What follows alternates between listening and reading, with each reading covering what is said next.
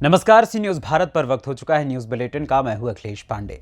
इस news bulletin में बात होगी गुजरात की, जहां प्राण प्रतिष्ठा महोत्सव को लेकर तिलकवाड़ा थाने में आयोजित हुई शांति समिति की बैठक।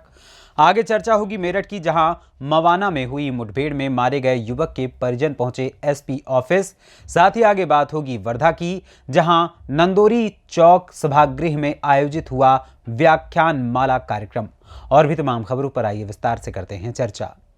खबर गुजरात से है, जहां भगवान श्री राम की प्राण प्रतिष्ठा को लेकर केवडिया डिवीजन के डीवाईएसपी वानी धुदात की अध्यक्षता में तिलकवाड़ा पुलिस स्टेशन में शांति समिति की बैठक का आयोजन किया।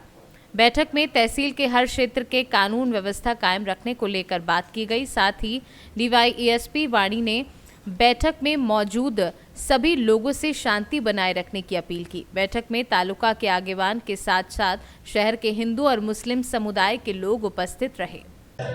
तारीख 22 જાન્યુઆરી 2024 रोज अयोध्या मंदिर खाते श्री रामजीની મૂર્તિનું प्राण प्रतिष्ठा થવાની છે।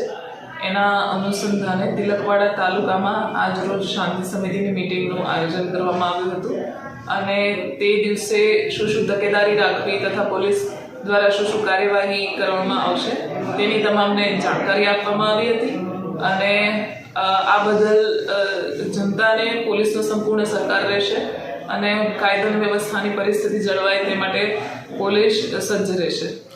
मैडम, आ कार्यक्रम दरमियान युवाओं ने कोई संदेशों पाठवशो तमे? યુવાનોને ખાસ એ સંદેશ છે કે સોશિયલ મીડિયામાં કોઈપણ પ્રકારના ભડકાઉ મેસેજીસ વાયરલ કરવા નહીં, કોઈપણ પ્રકારના આવા ભડકાઉ સ્ટેટમેન્ટ મૂકવા નહીં કે જેનાથી કોમી એકલાસનું વાતાવરણ બગડે અને જો તમે કોઈ ગુનો થાય એવી પ્રવૃત્તિ કરો છો તો તમારું ભવિષ્ય પણ બગડી શકે છે। તો જેથી આવો કોઈપણ ગુનાહિત પ્રવૃત્તિ કરવી નહીં। तिलकवाड़ा नर्मदा से सीनू संवाददाता वसीम मेमन की रिपोर्ट। आज धार में मध्य प्रदेश विधानसभा के प्रतिपक्ष के नेता उमंग सिंगार पहुंचे। आज यहां पर गत दिनों मकर संक्रांति त्योहार पर पतंग के मांझे से कनिष्क चौहान की हुई मौत पर शोक जताने के लिए उनके परिजनों से मिलने उनके घर पहुंचे।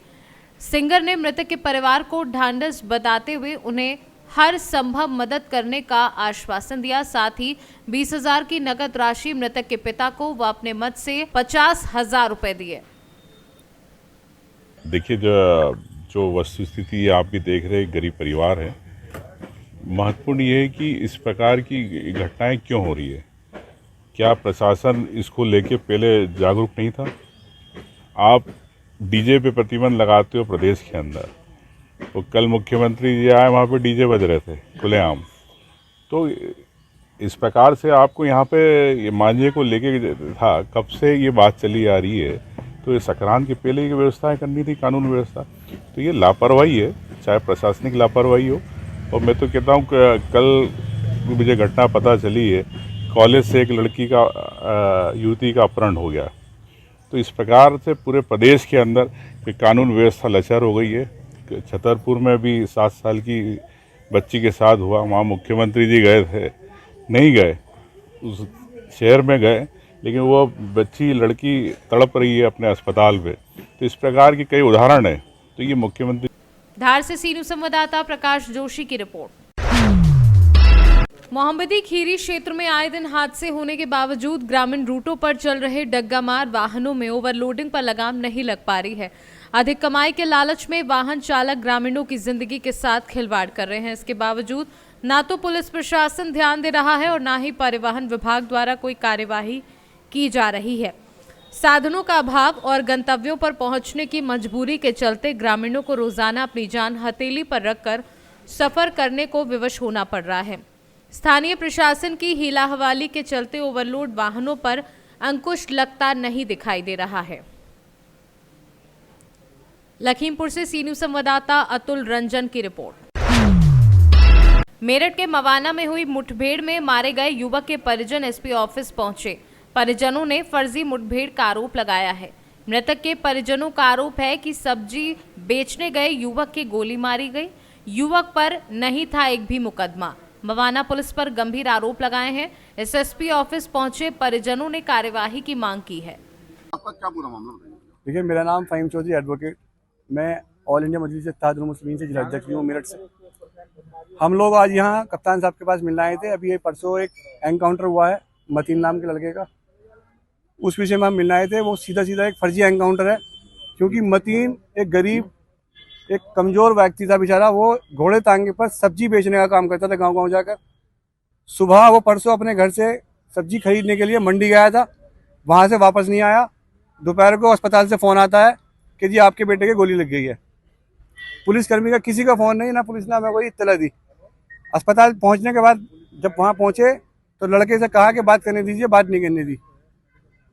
बहुत कह सुनकर उनकी गुदामत की कम से कम देखने दो। तो लड़के ने बताया कि मेरे पुलिस ने गोली मार दी। तब भी पुलिस ने नहीं बताया कि क्या हुआ है। उसके बाद जब ये कहा कि भाई आप लोग इसका वेट करो, अभी इसका इलाज चल रहा है, और अगले दिन शाम तक उसे देखने भी नहीं दिया गया। और शाम को यानी कि कल रात ये बताया कि लड़का एक्सपायर हो गया, जबकि वो ठीक बात कर रहा था, ऑपरेशन के लिए जा रहा था। कैसे उसका डेथ हो गई कोई इस पर जवाब नहीं है। पुलिस वाले देखने पे बदतमीजी कर रहे हैं। पोस्टमार्टम के लिए गए तो ये तक कह दिया कि देखते हैं कौन इसको रोक लेगा पोस्टमार्टम होने से। डराया धमकाया जा रहा है। अभी भी मवाना पुलिस पीड़ित के घर पर, मृतक के घर पर दबाव बना रही है कि वो ये चाहते हैं कि हाँ ये मानते हैं इस चीज़ को भी। जब हमने मवाना एसओ साहब से पूछा कि साहब ये जो एनकाउंटर हुआ है इसकी वजह क्या रही, तो उन्होंने ये कहा कि ये लोग चोरी कर रहे थे, हमने इनका एनकाउंटर कर दिया। पहले भी कोई आपराधिक इतिहास रहा है या पहले भी कोई आपराधिक इतिहास कभी नहीं रहा उसका। आज तक एक शिकायत तक दर्ज नहीं है उसकी किसी भी थाने में, किसी भी चौकी में। पुलिस ने उसके दिखाया कि ये क्रिमिनल हिस्ट्री है, इसकी कुख्यात अपराधी है। जब हमने कहा साहब इसकी हिस्ट्री तो दिखाओ कम से कम कहाँ है, तो हिस्ट्री के नाम पर उन्होंने हमारा फोन काट दिया।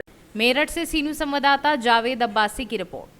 अपनी भारतीय संस्कृति विश्व में अनेक देशों से भिन्न है, इसलिए अपने राष्ट्र में विविधता, जाति, धर्म, पंथ, भाषा, प्रदेश होने के बाद भी हम सभी जनों का सम्मानजनक व्यवहार, आत्मीयता, प्रेम, दयाभाव, भावनात्मक रिश्ते संभाल कर रखे हुए हैं।